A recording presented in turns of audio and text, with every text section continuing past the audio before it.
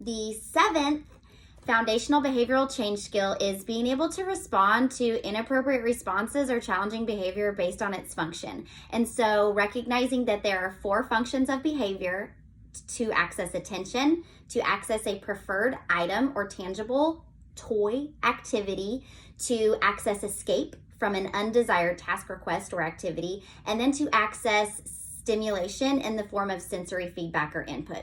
And so being aware of these 4 functions and being able to respond to an inappropriate behavior or response based on that function. So an example of attention motivated behavior of an inappropriate or undesired response. So my toddler, mommy, mom, mom, mom, mommy, mommy, mommy, and then starts tugging at my leg and then starts pulling at my shirt, and then it's full on tantrum mode. And so the function of that behavior is she wants my attention but didn't request it appropriately. And so by responding based on her function, I'm going to ensure that the one thing I am not going to give her while she is displaying those inappropriate responses is attention. So I'm completely ignoring her until those inappropriate responses cease or stop, and then I'm going to give her the attention, prompt her to the appropriate response, expect her to give that appropriate response, and then I can resume all attention and all good things in life.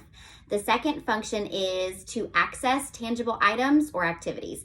And so what this might look like frequently for everyone in the world, iPads, it's like everyone's favorite thing right now. And so if an individual's wanting an iPad and they're flailing on the floor, or they just asked for it rudely, or whatever the behavior displayed wasn't appropriate, it wasn't desired. So you're going to ensure that the one thing you do not give them based on that inappropriate behavioral response is the iPad. So we're going to prompt them for that appropriate behavioral response until behaviors are looking nice and are looking desired. We're making sure that they're not getting that iPad. And the third behavioral function is escape. And so maybe you ask a child to clean up the toys and they run to the other room. They're like, "Nah, I'm good, no thanks." And so based on that escape motivated behavior, we're going to make sure that our behavioral response to that person doesn't allow escape.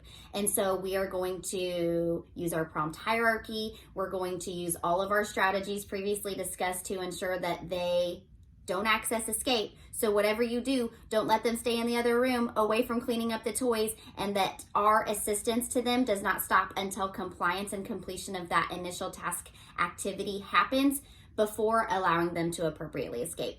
The fourth and final behavioral function is to access that sensory feedback or input in the form of an automatic response. So it just intrinsically is motivating to them. And so an example of this is maybe an individual that finds music highly motivating. I do. I love music. And so maybe their response to be able to access music was extremely inappropriate. And so you're going to make sure that music in any type of form is not going to be delivered or accessible to them until they're displaying more appropriate and desired behavior. And that is the 7th final behavioral change skill.